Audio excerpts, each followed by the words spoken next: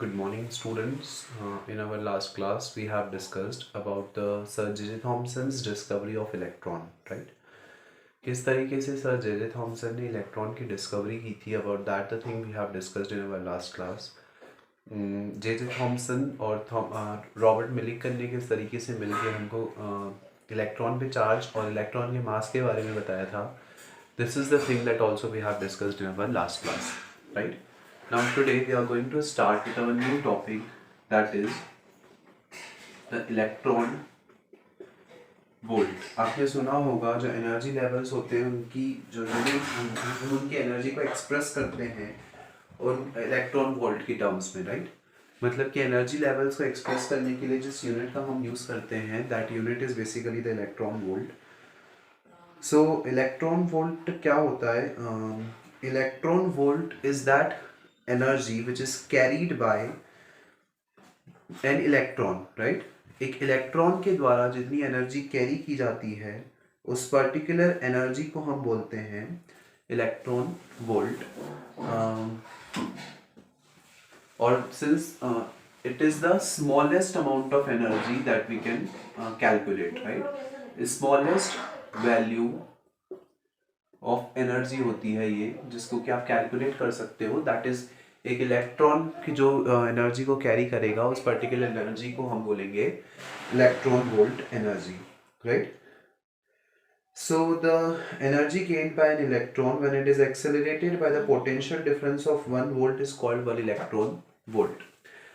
जब आपने किसी एटम के अक्रॉस पोटेंशियल डिफरेंस क्रिएट किया और उस पोटेंशियल डिफरेंस को क्रिएट करने से अगर किसी इलेक्ट्रॉन की जो एनर्जी है, मतलब 1 वोल्ट का पोटेंशियल डिफरेंस अप्लाई करने से जितनी एनर्जी को इलेक्ट्रॉन गेन करेगा उस एनर्जी को हम बोलेंगे 1 electron volt. You know that the formula for electric potential is work done upon में charge. I can say that अगर 1 वोल्ट पोटेंशियल अप्लाई करने से जितनी एनर्जी को कोई इलेक्ट्रॉन गेन करेगा, इलेक्ट्रॉन पे चार्ज कितना होता है 1.6 इंटू 10⁻⁻19 कूलम, उसी को हम क्या बोलेंगे इलेक्ट्रॉन वोल्ट। तो मैं इसको बोल सकता हूँ कि 1 वोल्ट का पोटेंशियल अप्लाई किया, जिस इलेक्ट्रॉन पे चार्ज तो कांस्टेंट है ही सही, और जो एनर्जी उसने गेन की वो कितनी हो गई 1 इलेक्ट्रॉन वोल्ट। तो यहाँ से आपको 1 इलेक्ट्रॉन वोल्ट की वैल्यू मिल जाएगी, that is equals to 1.6 into 10⁻⁻19। And since it is the electron volt जो है वो इसकी यूनिट होती है, right? So 1 electron volt you will get here 1.6 into 10 to the power minus 19. The SI unit of work done is joule. That's why we have written over here joule. So 1 electron volt की value आपको यहाँ से मिल जाएगी, that is 1.6 into 10 to the power minus 19 joule. एक electron जितनी energy को carry करेगा that energy is called as the electron volt। इसी पर बेस्ड एक सिंपल सा क्वेश्चन है वो सॉल्व करते हैं। So the question is being given to us here, that is an electron is accelerated by 100 volt। एक इलेक्ट्रॉन है जिसको हमने 100 वोल्ट का पोटेंशियल डिफरेंस अप्लाई किया, और उसके कारण वो इलेक्ट्रॉन जो है वो एक्सेलरेट होगा। तो हमको ये बताना है कि जो एनर्जी होगी वो जूल में कितनी होगी और इलेक्ट्रॉन वोल्ट में कितनी होगी, राइट? सो बेसिकली हमको जूल में और इलेक्ट्रॉन वोल्ट में दोनों में ही एनर्जीज जो है वो निकालनी है। तो we know that the formula for potential difference is equals to the work done upon में चार्ज, राइट? ऑल्सो एक चीज आपको पता है, जो चीजें हमारे पास यहाँ पे गिवन है वो हम लिख लेते हैं। हमको पता है कि इलेक्ट्रॉन पे चार्ज कितना होता है, that is 1.6 into 10 to the power minus 19 coulomb, और जो पोटेंशियल डिफरेंस आपने की अप्लाई किया है that is basically the 100 volt potential, right? ये दोनों चीजें हमको यहाँ पे गिवन है। Now we have formula that energy is equals to EV, right? जो काइनेटिक एनर्जी होगी उसके लिए फॉर्मूला हो जाएगा K is equals to EV। मुझे यहाँ पे E की वैल्यू भी पता है, that is the charge on electron. Also मुझे वोल्टेज की वैल्यू भी पता है, दैट इज द 100 वोल्ट। मैं यहाँ पे सिंपली जस्ट वैल्यूज पुट कर देता हूँ, so that I will get 1.6 into 10⁻⁻19 into V की वैल्यू होगी 100। जब आप इसको सॉल्व करेंगे so that you will easily get K is equals to 1.6 into 10⁻⁻17 joule, right. ये वैल्यू है जूल में। अगर मैं इसको चार्ज और इलेक्ट्रॉन से डिवाइड कर देता हूँ तो मुझे ये वैल्यू मिल जाएगी इलेक्ट्रॉन वोल्ट में, राइट।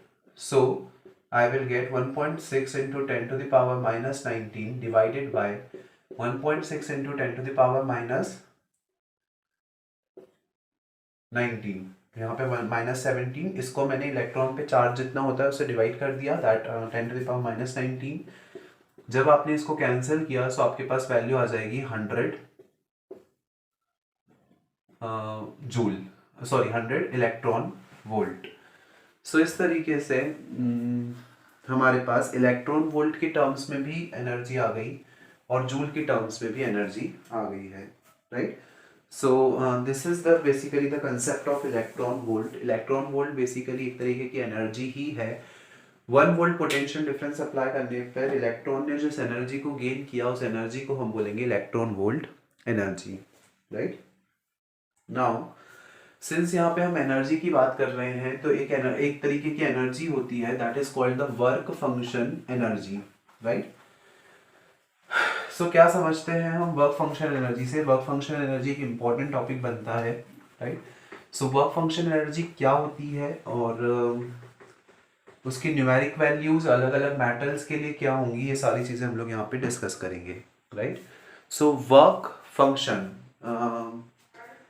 कुछ वर्क डन की हेल्प से कुछ वर्क हम कर रहे हैं और वो वर्क जो है वो किसी फंक्शन को परफॉर्म कर रहा है। वर्क फंक्शन एनर्जी, और वर्क फंक्शन एनर्जी को डिनोट करते हैं फाई से, right. So work function energy समझने के पहले हम थोड़ा सा एटम का स्ट्रक्चर जो है वो डिस्कस कर लेते हैं। आपको पता है कि ये न्यूक्लियस है, या न्यूक्लियस के आसपास ये ऑर्बिट्स हैं और इन ऑर्बिट्स में जो इलेक्ट्रॉन्स हैं वो रिवॉल्व कर रहे हैं इस तरीके से, राइट। फर्स्ट ऑर्बिट में 2 इलेक्ट्रॉन्स आएंगे, बाहर कितने 8 इलेक्ट्रॉन्स आ सकते हैं। सो ये चीज़ आपको पता है, और यहाँ सेंटर में जितने इलेक्ट्रॉन्स हैं उतने ही प्रोटॉन्स भी होंगे। ये चीज़ हम लोग बहुत बार पढ़ चुके हैं, एटम वाले चैप्टर में भी हम ऑलरेडी डिस्कस कर चुके हैं, राइट। सो एक न्यूक्लियस के आसपास ऑर्बिट्स, और उन ऑर्बिट्स में इलेक्ट्रॉन्स जो हैं वो चक्कर लगा रहे हैं।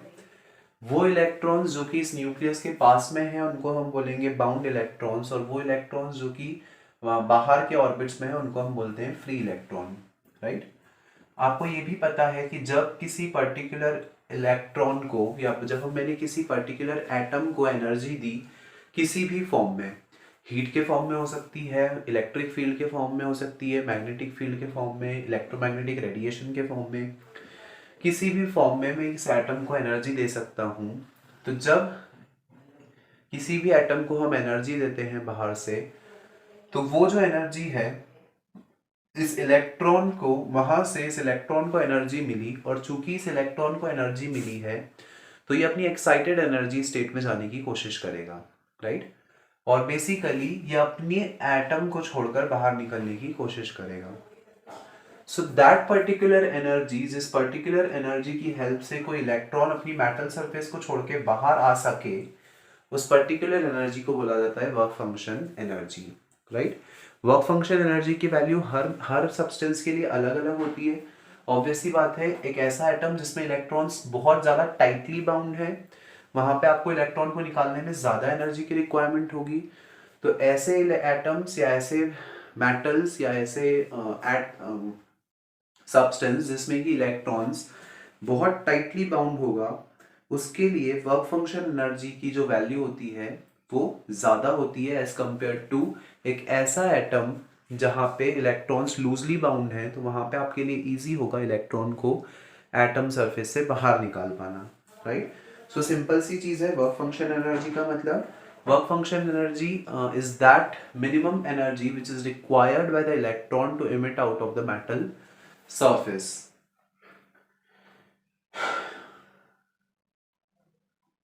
अच्छा, एक चीज और कि जब ये इलेक्ट्रॉन, वर्क फंक्शन एनर्जी वो एनर्जी है जिससे कि इलेक्ट्रॉन जस्ट बाहर आए, उसको वेलोसिटी नहीं मिलनी चाहिए। मतलब इलेक्ट्रॉन जो है वो मेटल की सरफेस के बाहर आ जाए लेकिन वो मूव नहीं करे, राइट? मतलब उसको बाहर से वेलोसिटी नहीं मिले, तो एग्जैक्ट उतनी एनर्जी जिससे इलेक्ट्रॉन बाहर तो आ जाए मेटल सरफेस के लेकिन उसको वेलोसिटी ना मिल पाए, उस पर्टिकुलर एनर्जी को हम क्या बोलेंगे? Work function energy. Work function energy को, सिंस हम यहाँ पे इलेक्ट्रॉन्स की बात कर रहे हैं, तो वर्क फंक्शन एनर्जी को मेजर किया जाता है इलेक्ट्रॉन वोल्ट की टर्म्स में, राइट? हालांकि है वो भी एनर्जी ही, बट उसको हम जूल में मेजर नहीं करते हुए इलेक्ट्रॉन वोल्ट में मेजर करेंगे, क्योंकि यहाँ पे बेसिकली वो रिलेट कर रही है इलेक्ट्रॉन्स से, right? So this is what you call the work function energy, that is that minimum energy which is required by the electrons to emit out of the metal to emit out of the metal surface is called the work function energy. इसको denote किया जाता है phi से.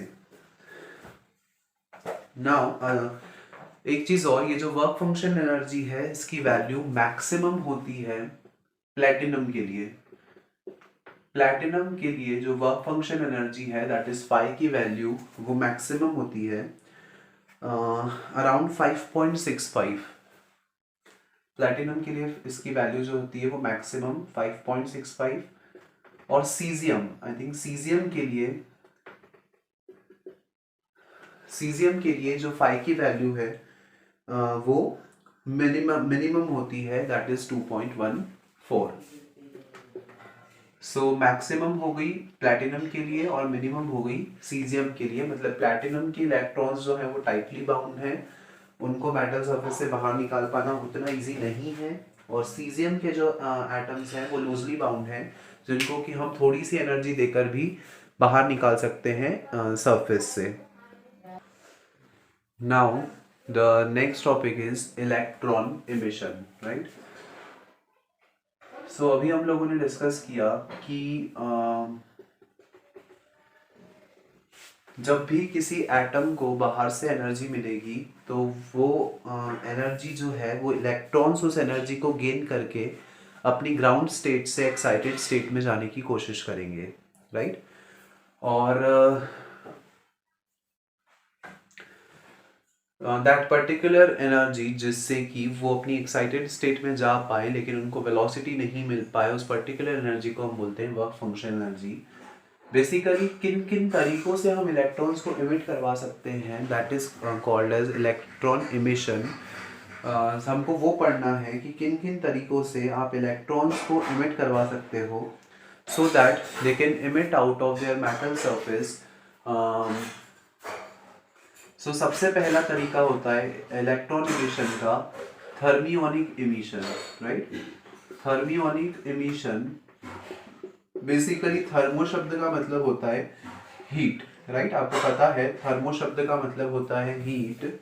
तो जब मैं heat की help से इलेक्ट्रॉन्स को एटम सरफेस के बाहर इमिट करवा रहा हूं तो that particular kind of emission is said to be the thermionic emission, right? Thermo शब्द का मतलब हीट। जैसे ही आपने किसी भी एटम को हीट दी तो उस heat is a form of energy, right? तो चूंकि हीट एक एनर्जी का फॉर्म है तो एटम उस एनर्जी को एक्वायर करेगा और इलेक्ट्रॉन्स उस एनर्जी की हेल्प से अपनी एक्साइटेड स्टेट में जाने की कोशिश करेंगे, राइट? सो इस तरीके से अगर इमिशन हो रहा है तो उसको हम बोलेंगे थर्मियोनिक इमिशन। इसको हम डिटेल में डिस्कस करेंगे कि थर्मियोनिक इमिशन में किस तरीके से इलेक्ट्रॉन्स जो हैं वो अपनी ग्राउंड स्टेट से एक्साइटेड स्टेट में जाते हैं। All these things we will discuss here. The next would be photo electric emission. Basically आपको पता है फोटो शब्द का मतलब होता है light, something which is related to light is called as the photo, right? और इलेक्ट्रिक का मतलब होता है इलेक्ट्रिसिटी।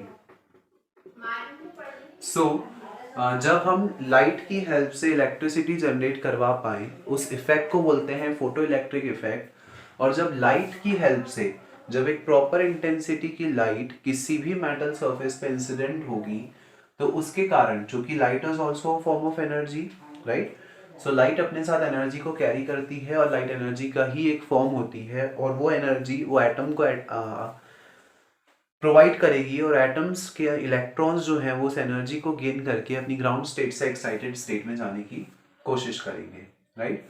सो इस पर्टिकुलर इमिशन को बोला जाता है photo electric emission. Photo electric emission जो है वो इम्पॉर्टेंट बनता है, चूंकि यहाँ पे हम डुअल नेचर ऑफ लाइट की बात कर रहे हैं, इसलिए लाइट जो है वो ऑब्वियसली इम्पॉर्टेंट बनती है, right. So photo electric emission हो गया लाइट की हेल्प से, बेसिकली इलेक्ट्रोमैग्नेटिक रेडिएशन की हेल्प से जब इलेक्ट्रॉन्स का इमिशन करवाया जा रहा है तो उस पर्टिकुलर इमिशन को बोला जाएगा photo electric emission.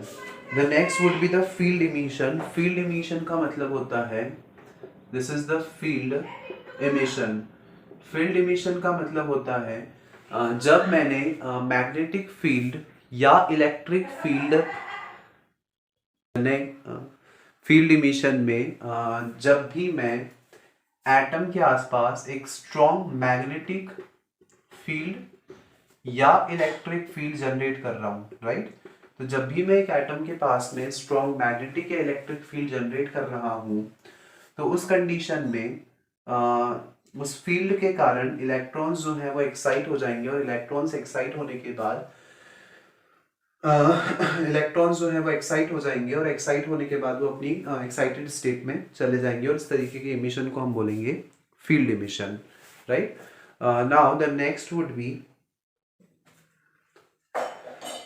Secondary emission. तो सेकेंडरी इमिशन का मतलब होता है सेकेंडरी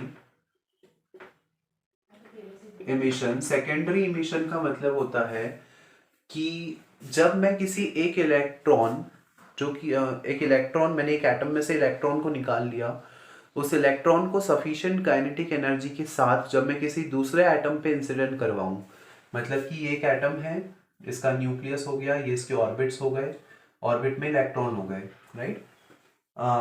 जब मैं एक इलेक्ट्रॉन जो कि प्रॉपर काइनेटिक एनर्जी का इलेक्ट्रॉन है, इसको मैं इस इलेक्ट्रॉन पे इंसिडेंट करवाऊंगा तो ये इलेक्ट्रॉन अपनी एनर्जी इस इलेक्ट्रॉन को इम्पार्ट कर देगा, और उस एनर्जी के कारण ये इलेक्ट्रॉन जो है वो अपनी शेल को छोड़ के बाहर जाने की, मेटल सरफेस से बाहर जाने की कोशिश करेगा, और इस तरीके के इमिशन को हम बोलेंगे सेकेंडरी इमिशन, राइट। सो थर्मियोनिक इमिशन, जब हीट के कारण इलेक्ट्रॉन का इमिशन करवाएं तो उसको हम बोलेंगे थर्मियोनिक इमिशन। जब इलेक्ट्रोमैग्नेटिक रेडिएशन के कारण इलेक्ट्रॉन का इमिशन करवाए तो that is called as the photo electric emission. जब स्ट्रॉन्ग इलेक्ट्रिक या मैग्नेटिक फील्ड के कारण इलेक्ट्रॉन्स इमिट होंगे तो उसको हम बोलेंगे फील्ड इमिशन।